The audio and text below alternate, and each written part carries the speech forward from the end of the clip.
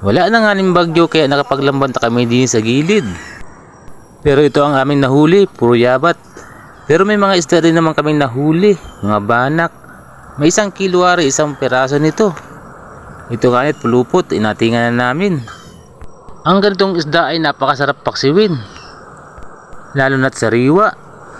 Medyo mahirap nga rin tanggalin dahil nakapulupot. May mga nauna kami natinga. 2 banak tapos may mga bangus pang natinga. Ayan na nga oh. Sa sobrang daming yabat ay siguradong aabot na kami ng umaga. Sa pagtinga tsaka sa pagtanggal ng yabat. Tapos dito nga ay minakuli pa kaming malaking katang. Namuntik pa akong masipit. Inabot na nga kami ng liwanag sa dami ng dumi.